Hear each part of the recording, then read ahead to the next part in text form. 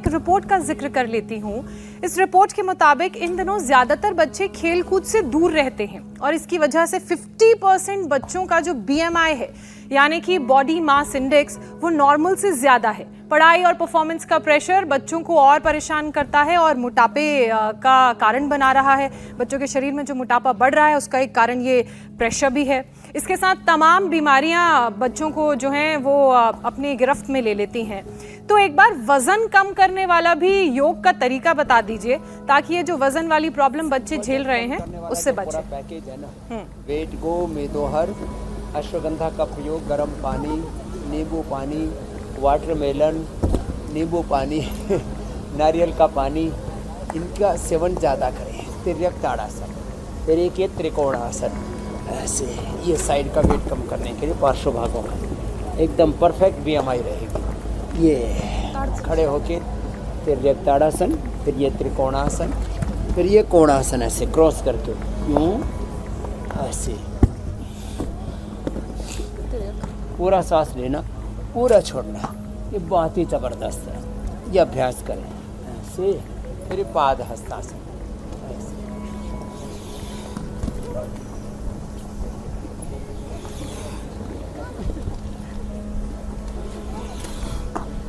फिर बैठ करके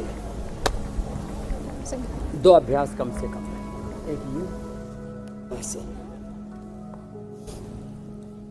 ये मलखंब वाले अभ्यास खाली देख करके मत कर लेना, कभी नीचे पड़ो और हड्डी पसली तुड़वा डालो, तो डिस्क्लेमर के साथ ये प्रैक्टिस के बाद होगा।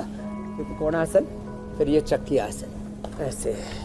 हाँ, जो मेरे दाएं बाएं अभ्यास हो रहे हैं थोड़े कठिन आसन, पहले एडवांस योग जैसे मेरे बाएं और बच्चे कर रहे हैं, कितना सुंदर एक एक आसन में अपने तन मन को साध रहे हैं। फिर पश्चिमोत्तानासन भी बड़ा अच्छा बैठ करके, और इसमें ऐसे किया तो ऐसे चलिए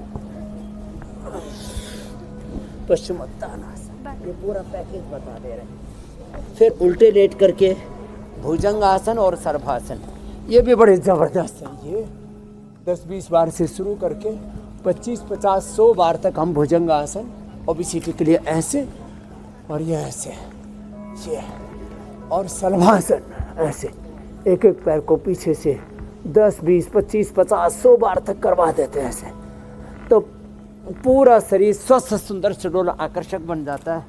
हाथ पैर पेट पीठ BMI पूरी बॉडी की नॉर्मल रहनी चाहिए ना, तो ये पूरी BMI को नॉर्मलाइज करने के लिए ज़्यादा मोटे हों तो एक एक पैर से, और एवरेज मोटे हों तो ऐसे दोनों पैरों से अर्धहलासन, फिर ऐसे पादवृत्तासन, ऐसे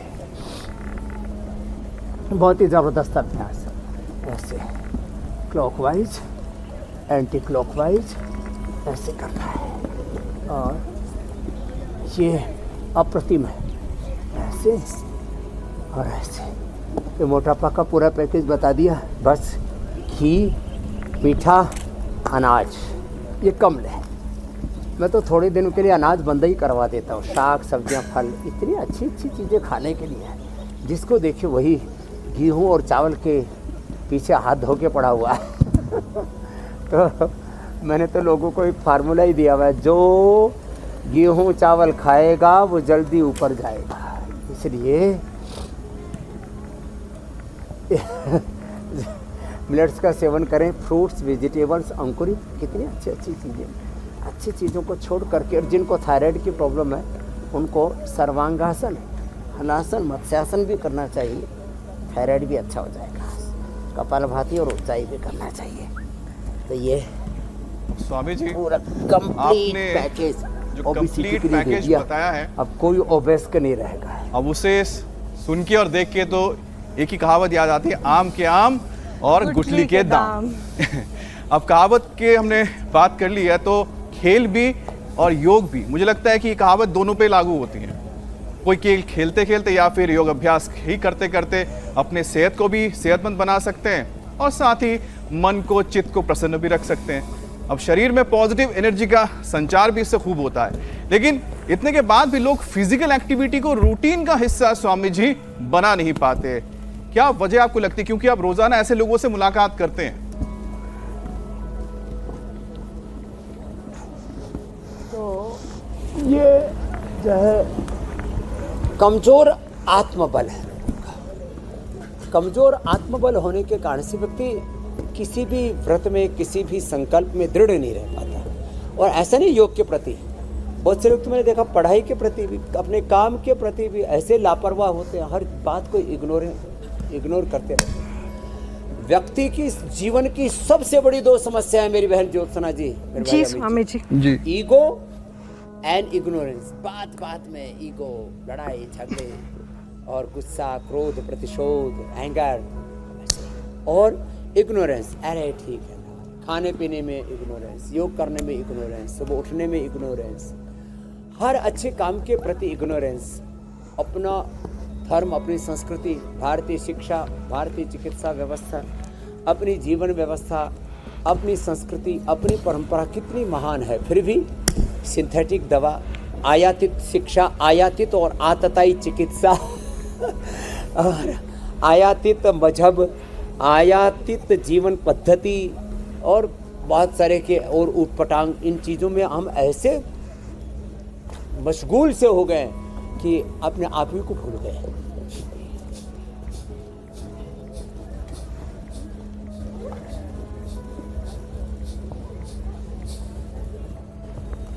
तो स्वामी जी, अब जिनकी मानसिकता ऐसी हो उन्हें हम राह पर कैसे लेकर आए, क्योंकि आज इस शो का मकसद ही है कि ऐसे लोगों को राह पे लाना है, वो भी ताकि वो अपने जीवन में इसको एक दिनचर्या बना ले। उनको व्रत और संकल्प दिलवाना है। आज जी। ओथ प्लेज लेना पड़ेगा कि 10 मिनट कम से कम योग जरूर करें। जी चाहे वो प्राणायाम से ही शुरू कर लें, चाहे कोई एक छोटे से आसन से, मंडूक आसन से शुरू कर लें। ऐसे मयूर आसन न कर पाएँ, कठिन आसन जैसे देखो, ये तो हमारा बालक कुछ ज़्यादा ही बहुत फास्ट, ओह रे राम राम राम राम। स्वामी जी अद्भुत अब है। और एक ऐसे अद्भुत कोई हमारे यहाँ ज्योत्सना भी है, ज़्यादा बहुत कठिन advanced आसन जो योग ना करना कर चाहते पाए। हैं। और स्वामी जी जो आसान सरल करना चाहते हैं घर में बैठे, वो मुझे देख लें, ये आसन कर लें।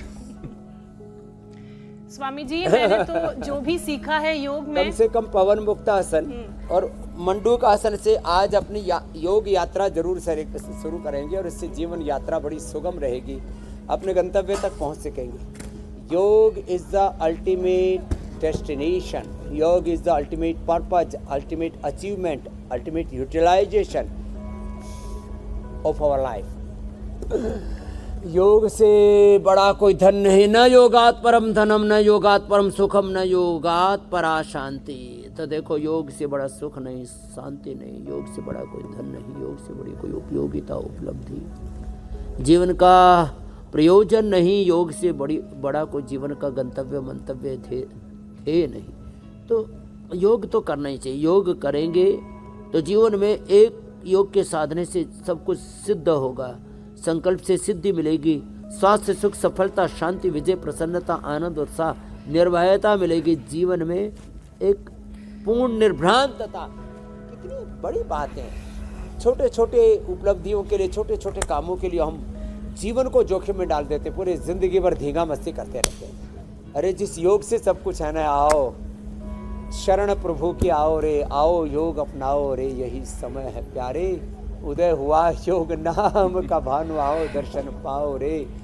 छल कपट और झूठ को त्यागो, सत्य में चेत लगाओ रे, योग में चेत लगाओ रे, यही समय है प्यारे। व्रतेन दीक्षा माप्नोति, दीक्षा आपनोति दक्षिणम, दक्षिणा श्रद्धा माप्नोति, श्रद्धया सत्यम आप्यते। ये क्रम है हमारे जीवन में सत्य की उपलब्धि का।